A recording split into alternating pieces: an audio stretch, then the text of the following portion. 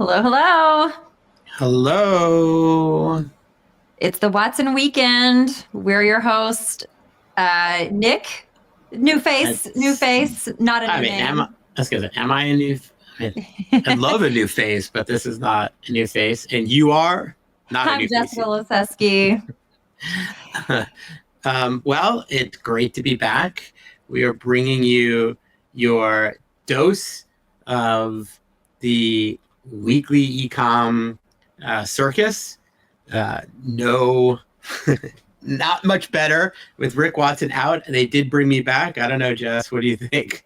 I've missed you, Nick. It's always a good time when you're sitting in the chair as a stand-in. And we've got some good things up our sleeve today because when the cat's away, the mice will play. So it's summer. We're a little punchy. We're going to have some fun today. We are definitely going to put the F back in fun today.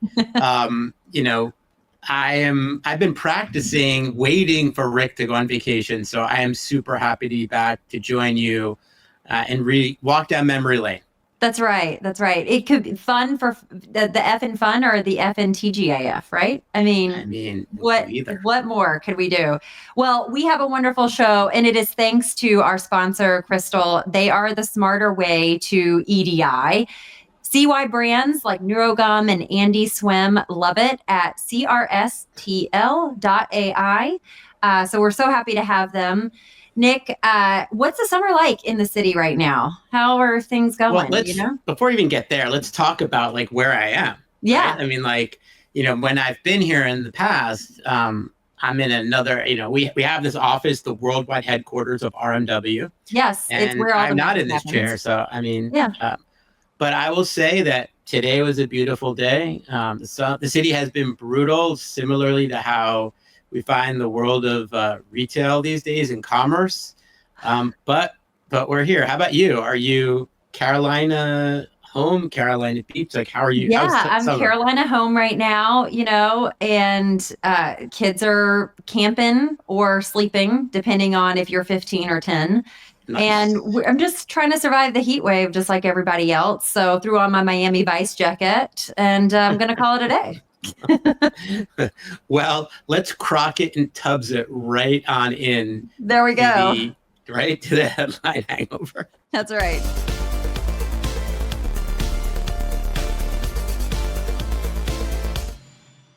Little new game we're going to play.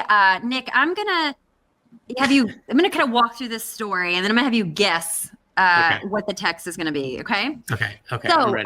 after careful consideration and extensive discussions with our members, we have made the difficult decision to what? Their careful consideration, they made the difficult decision to raise prices. Oh, it's such a good guess. It is cancel NRF Nexus 2025. So let me set the scene for you here. And I don't know if you've been to this conference before, but I'm last so year, disappointed right now. I know you're like single tier, right? So last year, this conference was the thing not to beat. Executives said, can't miss it, save my calendar every year. The think tank roundtables are really like got all the juices flowing. And the networking is just top notch. It's elite. Like I bring my whole team. So it was the kind of event that was supposed to make you smarter just for attending. But this year it's ghosted nowhere. Yeah, there's just canned it, nothing happening. And so I guess my question for you, when, they're going to pull the plug with really no press release or fanfare, is this just the crowd stopped curating? The open bar just couldn't stay open due to budget cuts? Or did the retail brain trust just realize like, hey, we can do this from Zoom in our sweatpants? What do you think went down? Are you giving me a D, all of the above? I can. Look, I think it, in all seriousness, is probably more the budget cuts and the moment in time. Yeah. And I think that conferences are great. We talk about it all the time. They're about necessary. Right. They're necessary for doing business, for building relationships, whether it's from vendor to client or people to people. it's wonderful. However, it isn't free at all. Yeah. And ultimately, not a ton of business gets done at a conference. And so with what's happening, and it's not necessarily a marquee conference, Yeah. not surprised. Although surprised that the NRF, who is very much brand first, didn't have a better delivery of the message. It's a little sweep under the rug. Right? So, it was like, wait, what? yeah, that's what I'm saying. There ain't no party like an NRF party because there literally is no NRF party.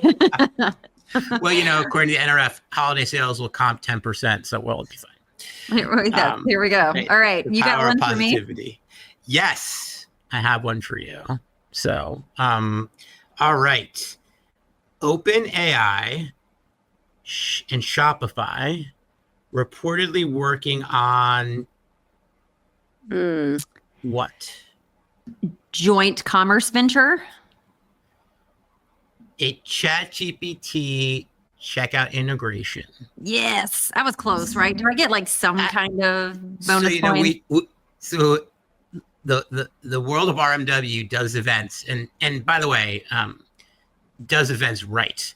Yes. And around a conference, the lead, there was an event called Tariff Feud. And for those that didn't get a chance to see any of it, you gotta find a picture of the Rick Watson with the wig and the blazer. And there was blazer. Not there just were a lot blazer. of questions. There were lots of sequins. Well, I was the judge, and there were a few controversial ones. In this case, as the judge, I will give you credit for that. Okay, thank you. What do you think of this? I mean, this is big. Yeah, it is big. I mean, I think we know that OpenAI, while like in all their glory, and they need to continue to find ways to monetize. And we have been waiting for, like, Perplexity is like working on closing the loop. It was probably just a matter of time, right, before OpenAI went there. And who to do that better with than Shopify, who's powering so much of the world's commerce, especially with SMBs that likely aren't going to have the wherewithal to go out and do integrations like this solo. So I think it's pretty smart. I have found the other side of the LinkedIn naysayers who are like, no, this is never going to work. And it wasn't necessarily about the Shopify ChatGPT, but just these OpenAI LLMs trying to do commerce in general, because Meta has failed. Other kind of sites that have not oriented from commerce have not necessarily been able to crack it. But I don't know that it's going to be the same kind of thing in this situation. I mean, like, TikTok's been able to figure out commerce. I'm not saying like the case is closed on this one and it's a failed experiment yet. Oh, I am. I mean, there could be a whole show on this. I'm a huge bull on this. I believe that we're moving into this. We did research, and we had a point around NRF. We did an event as well. And one thing that Rick said that I thought was really salient was like, your next channel isn't even born yet. And so that's right. I feel like this is big. It's going to be commerce everywhere, but you have to have a unified basket. I always thought Facebook would be that. And the fact they abandoned commerce was crazy to me, but this is going to be big. I also think what's interesting is they're going to charge a VIG. It's going to be 2%. And some of the others you mentioned, Perplexity, we're not going to be doing that. And so I think it will reset things, but we have two others to get through and a great show on tap, so I don't want to take away from it, but this is big. Anyone that's not paying attention and jumping into this is crazy. Naysayers, go away. Go away. It's happening. Park your comments. Exactly. All right. Okay, so I got another one for you. Albertsons CEO says cottage cheese sales are up, and it's partly due to what?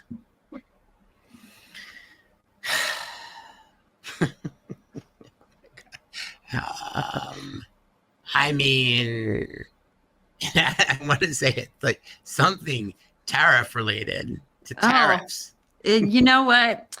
It's the TikTok that does not stop, Nick. What? And yes, it is.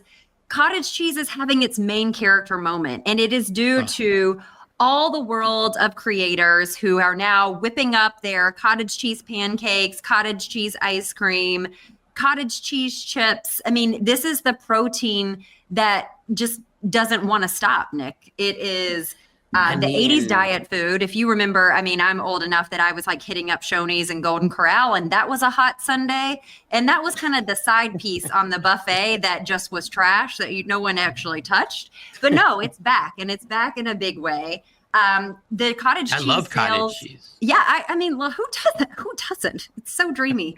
Curds are cool, man. So U.S. cottage cheese sales were at 1.2 billion.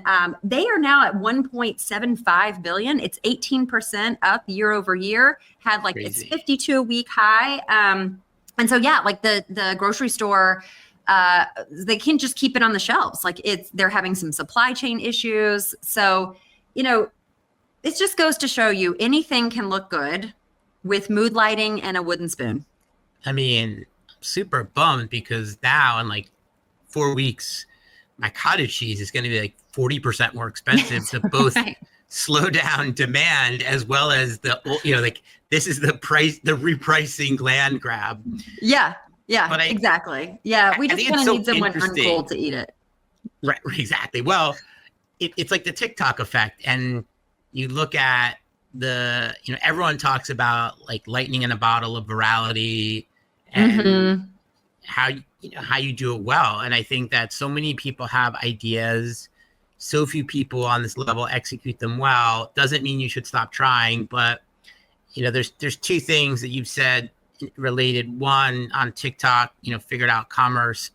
I'd say it almost like a little bit differently, which like TikTok has figured out how to like catalytically move commerce. I find it's really impacting Amazon. Amazon is a huge beneficiary of all these people sort of like going from TikTok there. And two, it's like you have to find alternative means of like selling your brand and building credibility. And so if you can beat cottage cheese and really reset the bar and become cool, it's demonstrative of like what everybody should at least be striving for and achieving. If they're lucky, maybe some modicum of that success. But wow, I'm 0 for 2, Jess. Like, what the heck?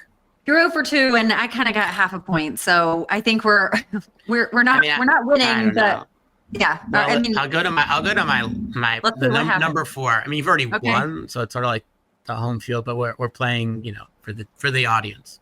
That's right. All right. Coming to us from Digiday. Mm-hmm. So overheard at Digiday's CTV ad strategy event, streaming is reaching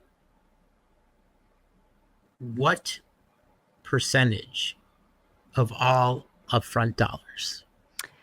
Ooh, streaming is reaching what percent of all? I'm going to go 43.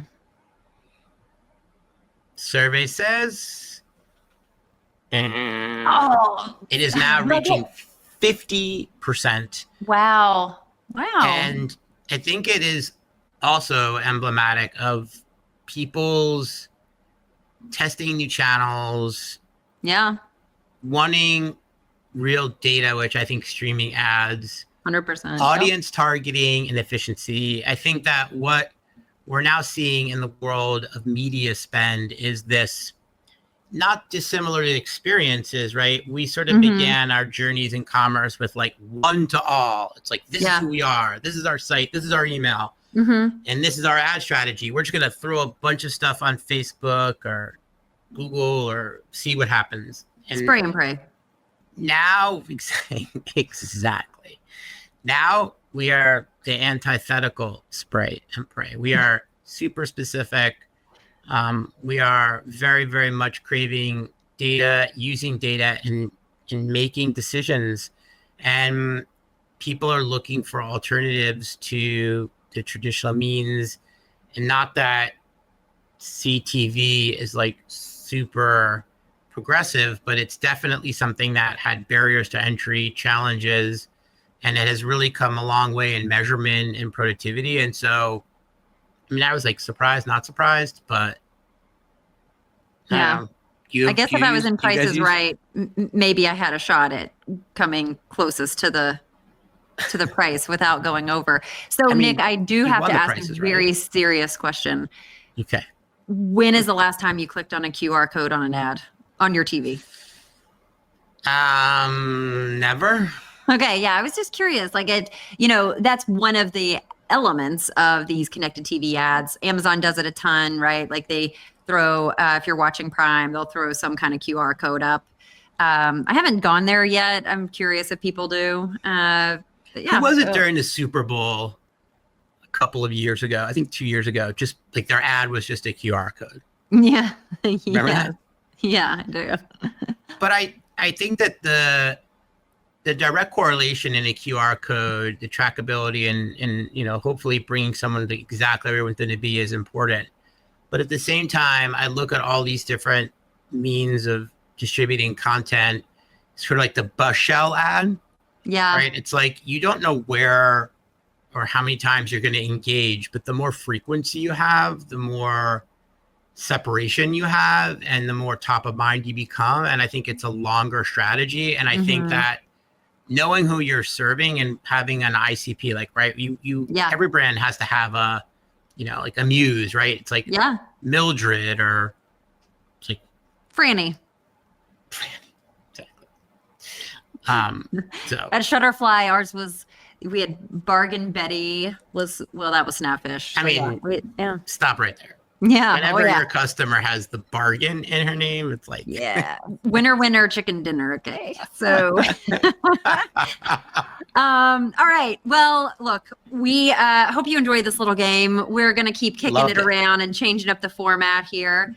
But we cannot hold back any longer from our very distinguished guest, Dilip Keshu.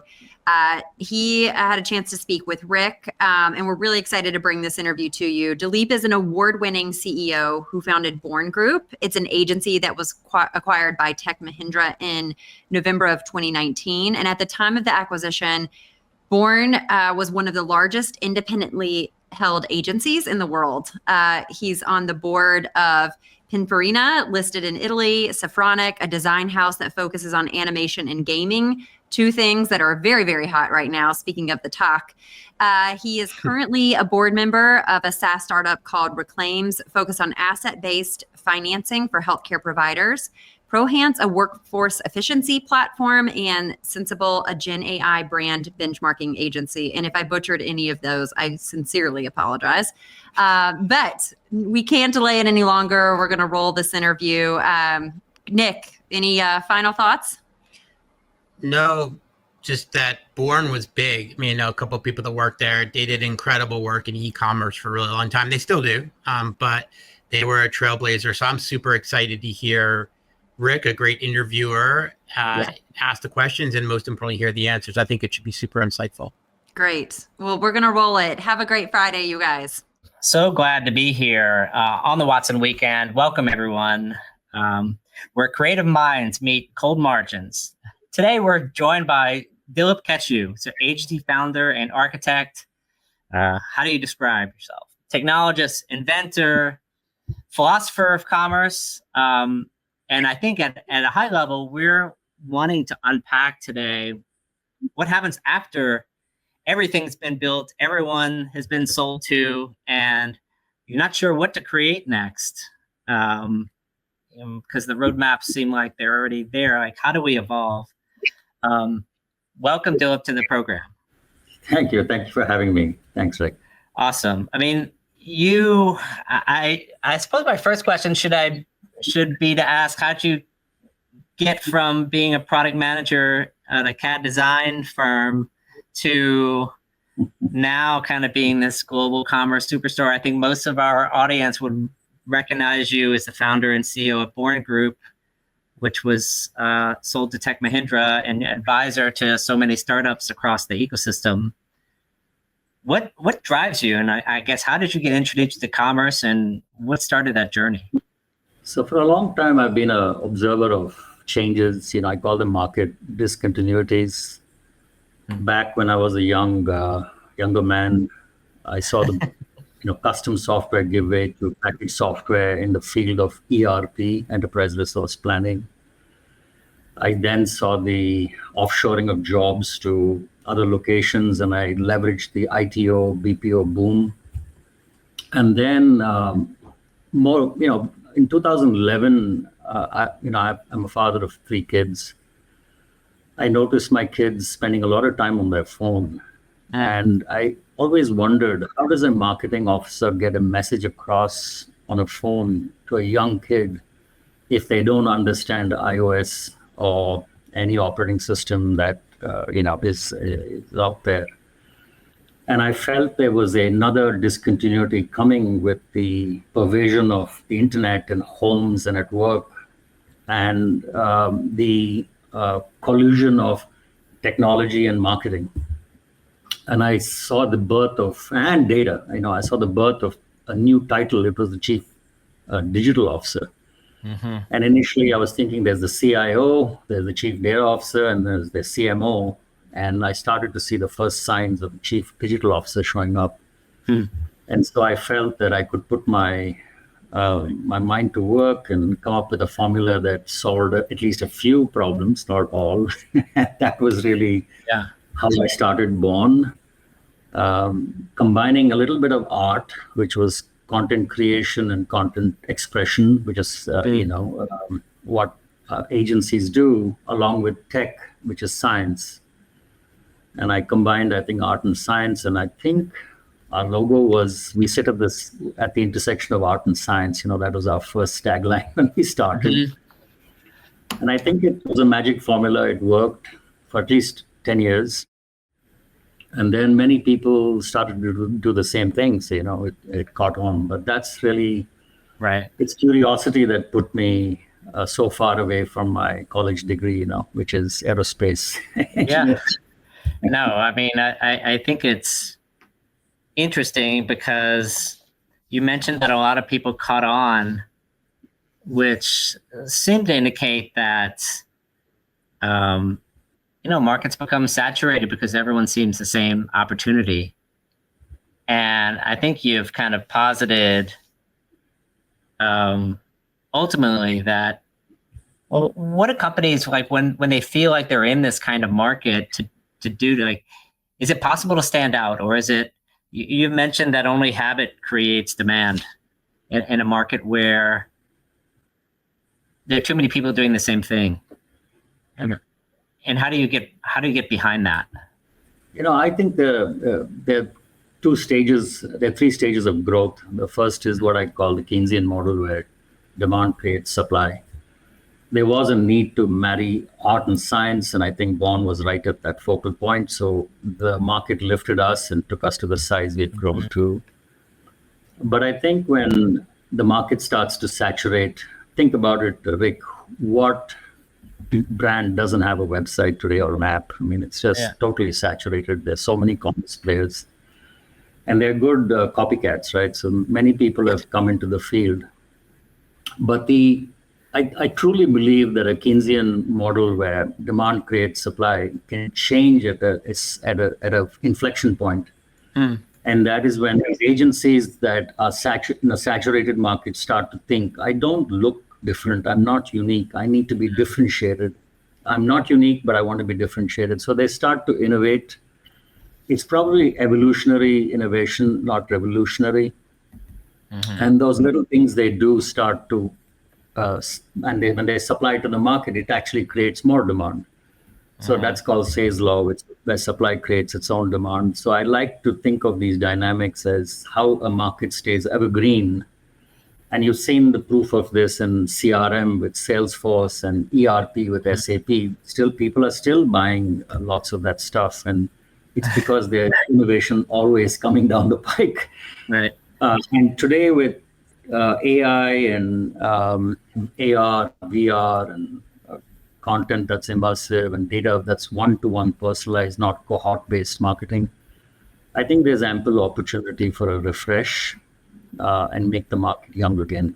So that's the way I think about it. But I mean, I think there are a few different sides of the equation because, clearly you spent a lot of time inside of agencies and system integrators, and there wasn't anyone fulfilling this task to help bring packaged software to life, or custom software for that for that matter.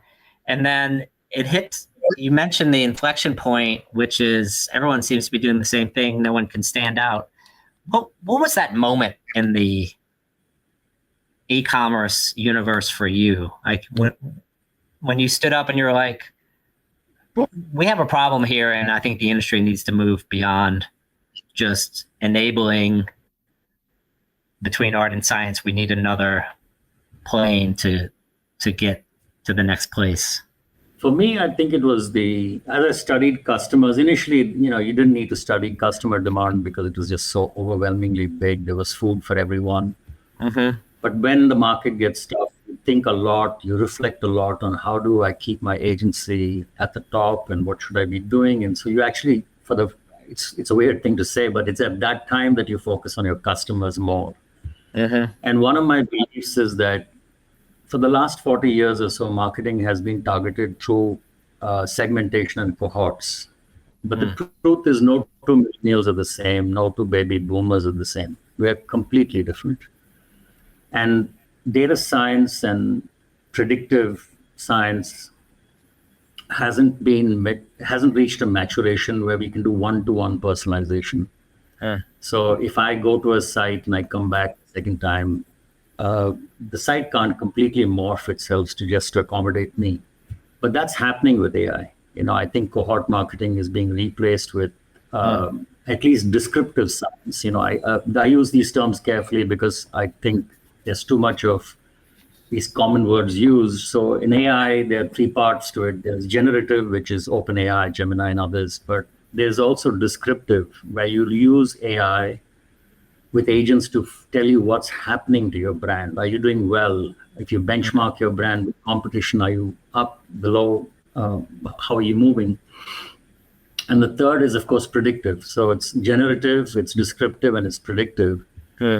I don't think anyone's got the predictive piece down and working because AI engines still hallucinate. Until that's ironed out, predictive math is not going to work. But there's so many avenues to think about how a customer's behavior is changing. So to answer your question, I came up with this term called unique buying proposition. And the first time I started to promote it, I was kind of laughed out of the room. But I was trying to tell people that everyone's a publisher today, and they are going to social media and telling you what they feel, what they want, what they plan to do.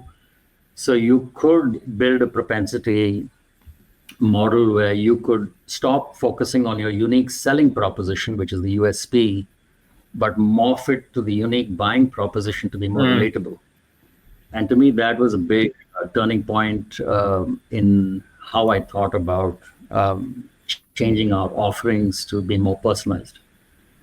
Yeah, I mean, it's interesting. I mean, don't tell the millions of personalization companies that are already promising one-to-one personalization for the past 5-10 years. So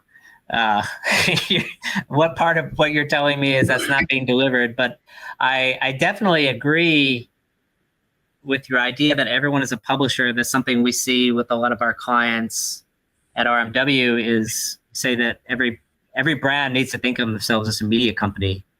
And there's a simple formula: media plus data is commerce. And it seems like your thesis is really along similar lines, in that if you're not putting yourself out there, not relating to your audience and getting feedback around what you should be doing, where your products need to head, then you've already started dying. I think so. And you're right about personalization engines. They've always existed, but they sit on top of models that are based on segmentation and cohorts. And I think because of compute power and AI engines today and the advances in machine learning, things have just changed a little bit. Back in 5 years ago, 10 years ago, we didn't have such compute power and AI engines to do reasoning, for example, at scale. If you have 5 options on a car out of 20, a 5-seat 20 is about 15,000. Now, a human being can possibly think of maybe 5,000 variants or maybe 1,000 variants, but 15,000 is really a machine's job. It's just at a scale that's too big. It's the same with healthcare. There are at least 5,000 side effects, but a a pill can't be made so big with all the additives to cater to all 5,000 side effects. They only cater to maybe 5 or 6. So, I really think technology is caught up for us to do the second version of personalization, which will be far more accurate. The last comment I'll make on this personalization is perhaps that we never get it right because human beings are not the same. I know I won't take names here, but I've gone to a couple of sites where they've seen me behave in a certain way, and when I come back, the ads are very contextual, but I've changed. I don't want to see those ads anymore, and so people also change. Yeah, I mean, I think one of the things that I see a lot of times in the personalization space with brands in particular is that they don't have enough data, messages, products to personalize for personalization to be meaningful. And so to me, you're kind of hinting at where your thought process is if you're going to go from a SKU range of 50 to 100 to 15,000, you need to move the AI up a level into the manufacturing and design, which means that if a human is involved in the meticulous crafting of every single SKU, you're never going to get to the personalization that your diverse audience is really going to appreciate. I truly believe that, there's a new market. I call it again discontinuity, but in the classic case, a brand put out its products, it was accepted or not accepted. But today, people need choice. And so you'll see that half the audiences that start a search started on a marketplace. And so I've started to research this thing called C2M, which is contract to manufacture to marketplace.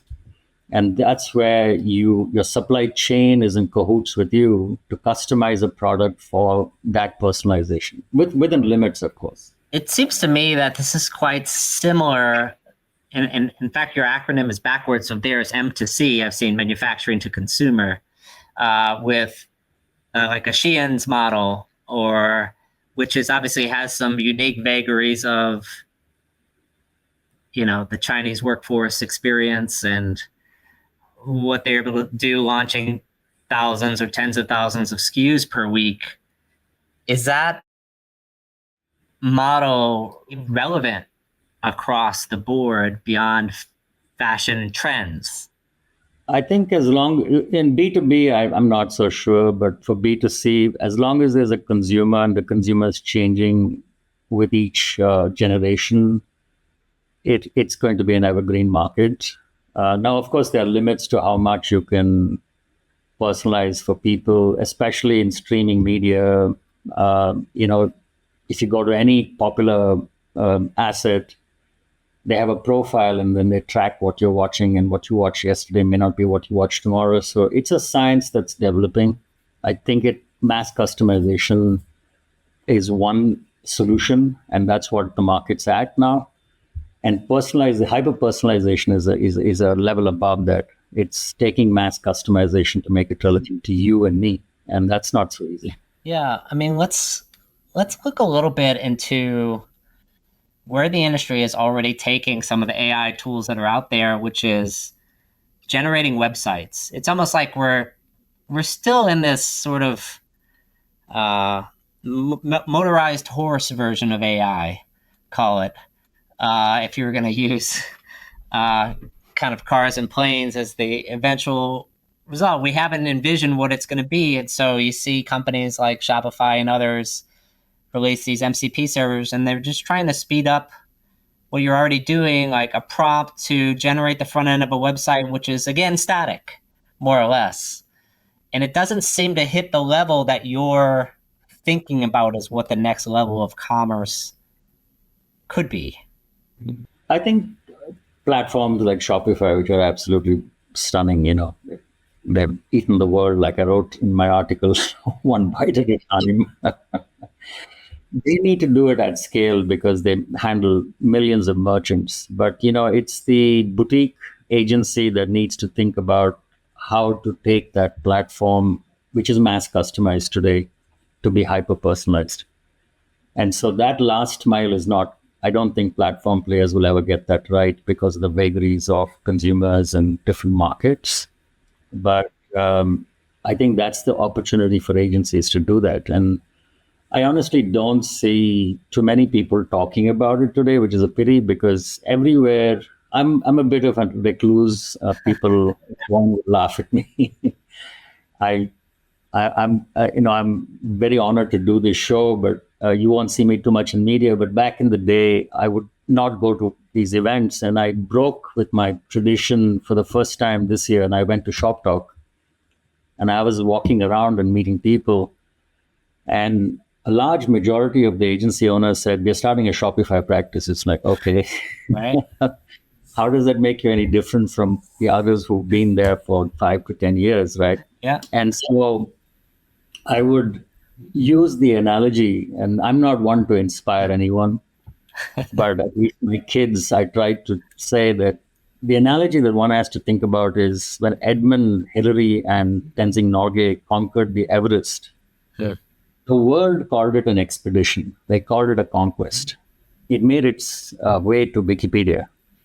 But today, if you tell someone I'm going to the base camp of Everest, it's a form of mild tourism. It's not Right. a conquest. It's so Right. to say that you're going to the base camp of the mountain.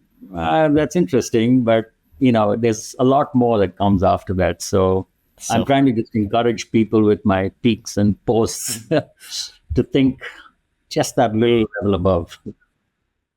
So in the era where the brands are being told that the platform is going to do everything for them, we'll generate, type in a few prompts, I can create the next watch brand. You're saying that there are two problems here. Number one is, why are you creating another watch brand at all? Does the world need another watch brand? And you're also saying to the agency owners, like, add value in other ways, because maybe the game has moved in the agency world too. I think it's totally moved. And so an AI-infused agency that is thinking out of the box, I think will do well. And a lot of people are trying. I'm not going to say that no one is trying. I've met so many agencies that have got some really cool tools. They're just not at the level of industrial scale today because of the nature of AI evolving. But anything that's wrote and that can be done by AI will be done by AI, from code generation to activities like posting on social media, like 5 posts on LinkedIn, 5 posts on Facebook. That part is going to really peter out and be replaced by AI.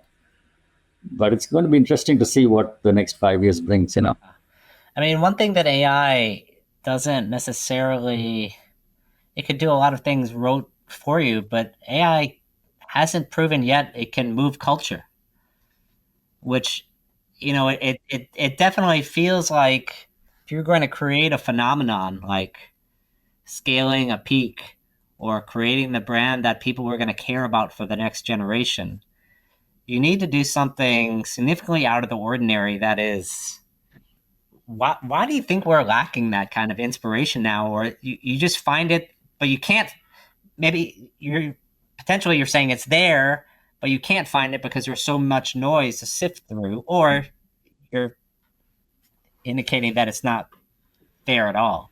I think of the analogy with human beings, and let's say there's on the one side the human beings and one side AI. Human beings, the very base level, when you're born, you're talented. Your parents give you some DNA that makes you have a talent or talents. You then apply that talent to a capacity and you become skilled. And I would say 80 to 90% of the market hires you because of your skill. So I know SAP, I know Shopify, I know BigCommerce, I know VTEX, whatever. Now, it's a skill-based hire. And then when you apply skill with behavior, I use the term competence. So you can have 2 skilled CEOs, but one is more competent because their behavior is more amenable to employee welfare. And then the third is habit. If you're competent, which is skill plus behavior, and you repeatedly do something in a predictable fashion, you can set a culture in a firm. In wherever you go to that firm, whoever you talk to, you can assume that there's going to be a professional outcome. If you look at AI now on this side, I think the talent piece, it's already there. Generative AI, it's already created that base. Now it's training on skill. The acquired capacity is being done right now. It just lacks the behavioral aspect of how do you use AI? What are the ethics associated to it? What's good? What's bad? That's still being debated. So I don't think we have the competence layer and we don't have the habit layer. So I think we are still at the skills level. And that's the way I tell people that this is going to get better and better. And one day the AI machines will be competent because they will emulate behavior that a company appreciates. But we are very far away from that. So, yeah, no, I think that's probably right. There's also this message of like, call it creative risk.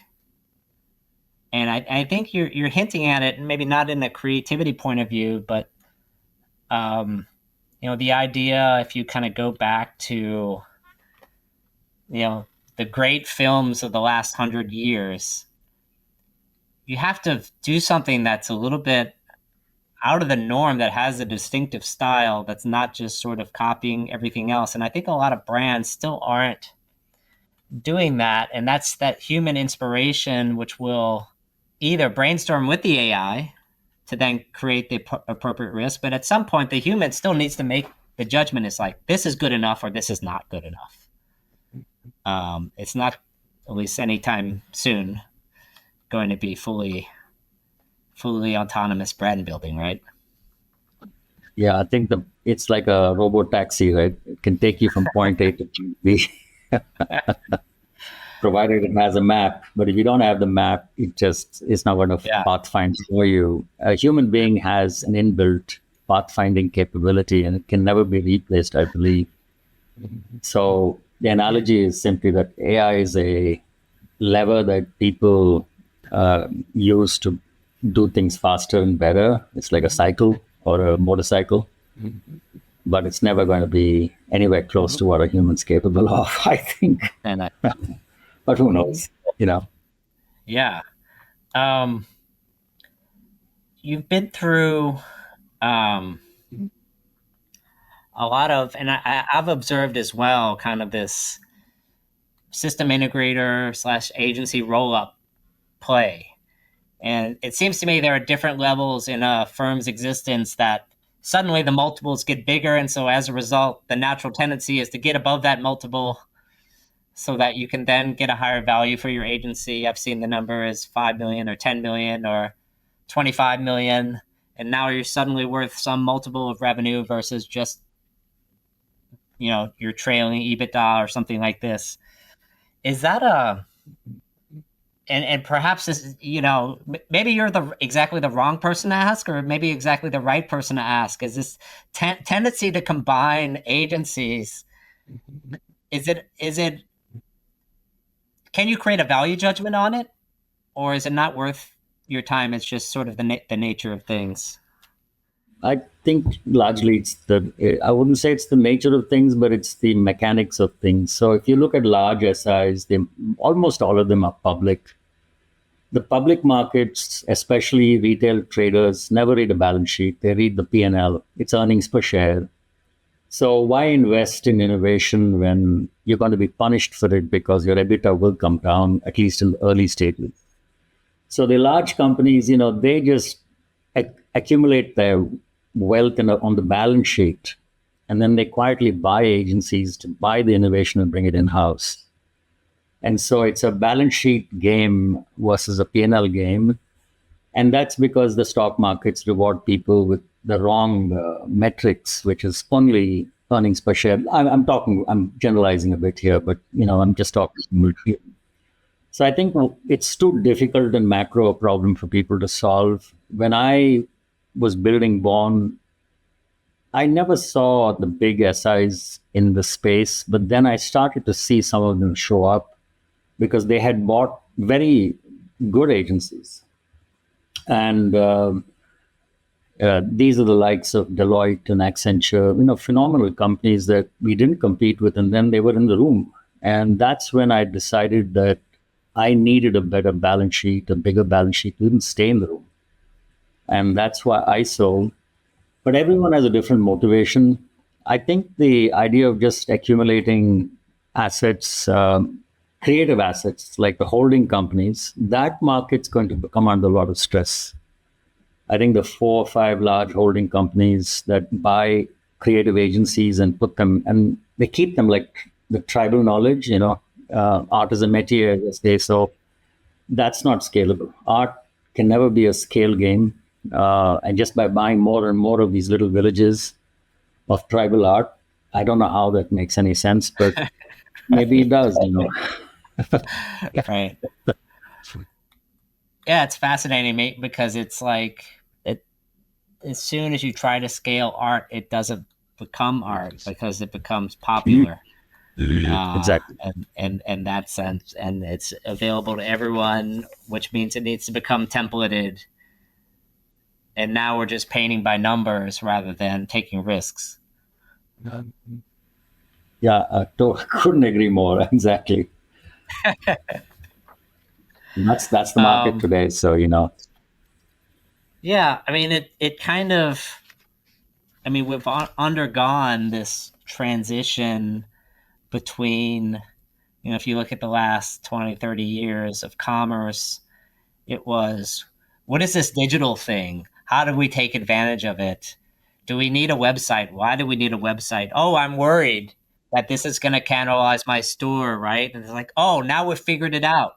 The consumer goes on a journey. It feels like we're back in the place where everything needs to be connected, which one of your early thesis for Born was this sort of experience-led thesis for consumers, meaning that, to me, the highest form of that is your brands, how they communicate to customers need to reflect how a consumer lives their life and wants to live their life, either aspirationally or, we're always, seeking pleasure, avoid pain. That's, the kind of the two modes. One's a little bit stronger than the other, but not terribly much stronger. Somewhat, it depends on who you are. But do you think that digital has stopped becoming a goal in itself and more us sort of subservient to the better, the bigger goal of experience? Or do you think most brands still haven't figured that part out? I think some brands have figured it out. It's just a new world. It's a parallel universe that showed up that didn't exist 20 years ago in the form it exists today. I think some brands still believe in connected commerce. So the way I behave on a call center is different from a retail store, and it's different from a website purchase. So I've seen great sophistication where you can buy on a website, return at store. You can walk into an event and they know who you are and what your prior preferences are. So we've got to that level of mastering the new topology, if you like, of this new domain. I think when you use digital in the physical world and the physical assets in a digital world, you have a new realm that I think is going to be the future. It's not started yet because AI is the current state, but give it another year or so, and I think we'll see a metaversian confluence. It's a terrible term to use, but I've seen products that are starting up where if you were sitting in a city 10,000 miles away and I had to pay you and I knew the location of your phone, I could simply airdrop $50 to pay you at your GPS location. And that's a new way of combining digital and physical. You're physically 10,000 miles away, but I've just not, and you've not shared with me too many details. The other example that I think will happen, and it's a bit, I'm not trying to be someone who can foretell the future here, but imagine a disk that you plugged into your laptop and you said to the machine, I want to see a Michael Jackson show, and it played a hologram for you right from that disc. So to me, these things are possible where it's just the technology hasn't caught up. But I see a metaversian immersion. I see the first signs with Apple's products and Facebook's glasses and the Oculus. It's happening, but it's going to be very big in, I think, a couple of years. But you never know. There's just two types of world. There's sort of augmented physical world, and then there's sort of the purely virtual world. And it, just through the sense of space, it just kind of feels like the virtual world is a lot more interesting because there's a lot more surface area to play with and personalize, whereas essentially the augmented reality, while it's around you, it's also, there's only so much to overlay. And of course you can personalize it to the nth degree, like a Minority Report or something like this. So. Yeah, I think, I've seen some products of late where I think they're just so beautiful. They address only the first part of experience. You asked me the question about experience, and I remember doing a town meeting in my company and reminding folks that experience is in 4 stages. Maybe there are actually 10 stages, but I, for simplicity, broke it down to 4 stages. There's the experience of discovery, which is totally different from the experience of engagement. And then there's the purchase, and then there's consumption. So I used a mnemonic. It was attract, interact, transact, and react. 4 distinct stages. And the way you build a brand that's already known, they are more interested in loyalty and advocacy. So that's the react piece. But a new brand wants an audience, and so they are focused on attraction. How do I get people to engage and take them through the path of purchase, which is, of course, transact, through the second piece, which is hyper-personalized interact. So when you break these experiences into 4 distinct stages, and then you draw a vector which has 15 to 16 surfaces, where it could be a store, it could be an email chat, it could be an advert out of home, it could be a human being. You have all these channels, and connecting the experience between 16 channels and 4 stages of discovery, never an easy thing to do. And the one common piece in the middle was this thing called purpose. And so we believed a lot in human-centered, purpose-driven experiences. And that took the transition, at least in our case, from CX, we used to use the term CX for everything, customer experience, to HX, which is human experience. Because humans are also suppliers, they're also partners, and they're also clients, and they're also employees. So, you had to, thanks to COVID, focus on employees. You had to focus on your supply chain, which was distressed. And it was not so much about customers because, that was a different matter completely. So it really is a field, experience is a field that, because it's also evolving, it's never going to be solved, but it'll stay evergreen. And as long as it stays evergreen, agencies will have a place, I think. Yeah, and not to mention that there are already people out there convinced that the agent-driven buying process is going to be much greater than the humans too. So I think agencies advising companies about how to set up workflows for these sorts of things and how they interact and when they should interact seems still like a very fertile area of exploration. I think it is. And, especially if you think about behavior and purpose, and you have people from with great diversity in different countries, priorities are not the same, sophistication is not the same, and everything is different, right? So preferences are different. And the world has no borders today. It's proven from our commerce partners. You can see an Australian company dominate the B2B space, and Canadian company dominate the B2C space, and a Brazilian company do well in market spaces, and so on. So yeah, it's going to be it's going to be a new world out there, for agencies at least. I have hope. Yeah. Well, I mean, the hope, I mean, it sounds like your hope, I mean, ironically, as tech forward as you are and bullish as you are on the future of AI as a tool, you're also very bullish on the creativity of humans and the role of humans to inspire, create, build, and give the world meaning, not just, as you said, be a robotaxi from one place to another. Yeah, because the next destination comes from curiosity, and there's no map for it, right? So humans will always find new journeys and destinations, and I think that's beyond AI, at least now. I don't know what's going to come next, but I truly believe the next 10 years are going to be phenomenal. Yeah, I mean, it's interesting. As an agency owner, you've, I'm sure, met with thousands of brands in your career. And I'm sure at this point you sort of have your own internal stack ranking mechanism for like, this one's going to do well, this one's not going to do well.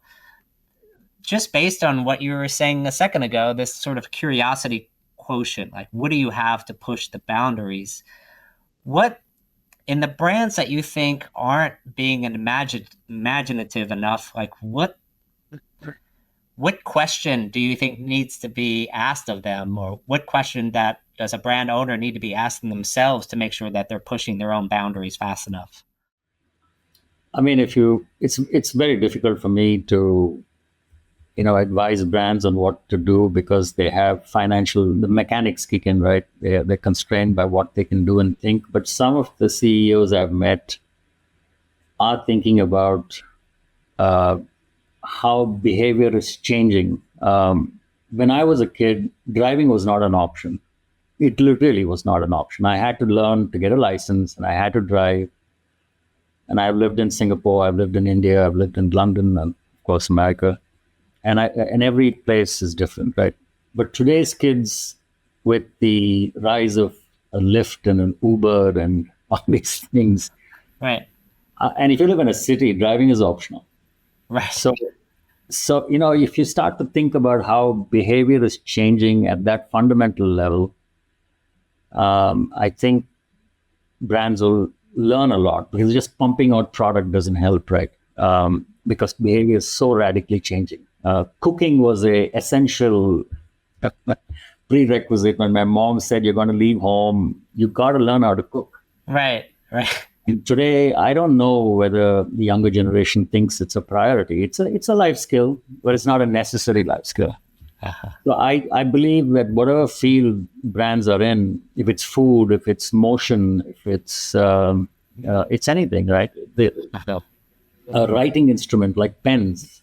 Uh-huh. Think about it. I didn't type on a computer till 1990. I think. I used to write longhand, and I love my letters, and it's all gone completely in one generation. Right. So it's the ability for those brands to see that change and morph, to meet that new requirement. And that's curiosity led. The best CEOs I've met are the ones who are curious, always asking questions. They have no answers when you meet them, but they're asking questions. Yeah. And I love those people because they're curious. Yeah, no, I mean, that curiosity, I think that is a good place probably for us to end up, because I think a lot of brands need to be curious, not about their customers and about the market and about the why people make the decisions that they do, and about what are their goals and what will help them reach their goals, or to make their life more meaningful and enriching, versus someone who's just like, oh, how can I build a better mousetrap for the sake of shaving a few pennies here and there. I don't think you can create the next generational company that way.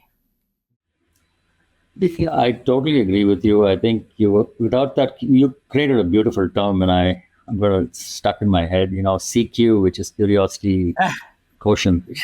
It's a beautiful term you've used. But when I was with my agency, we had a framework which had 3 layers. It's like 3 concentric circles. And I always would say the outer layer is behavioral experience, brand experience. How do you want to look in the 16 channels that are out there? So how should your emails look? How should your website look? How should your mobile phone app look? And then underneath that was the behavioral experience layer where people behaved on the surface that you presented in different ways. So when you're in a call center, you're different from in a store. And then you sucked out this data of this behavior from these 16 channels and sucked it into a book of record. And in that book of record, you created a longitudinal record of behavior for, say, Dilip Keshu. You found out my name, my email, my phone number. But the next time I touch another surface, you kind of figured out, oh, this guy likes chess. So you've got another piece of information, and you make this record longer and longer and longer. And to me, as you build these, the longitude of a human being, and it goes a full circle, you then start to look at the person's behavior on the latitude. Sorry, longitude is this way and latitude this way, but you know what I mean, because you don't behave on each latitude the same way, and so you build a 360 globe of behavior, and at the core, of course, will be AI trying to make sense of how people behave differently in different channels. But I think the second piece, which is this behavioral experience, that part is the most difficult to do because people are not the same. Yeah, people are unpredictable. People are illogical, fearful. All the things, right? So. Yeah, and we are cognitive beings. So if we've had a bad experience with one surface, then we may not repeat it on another surface, though it might be totally different, right? Right. Yeah. No, I mean, this has been, I think, a fantastic conversation for me.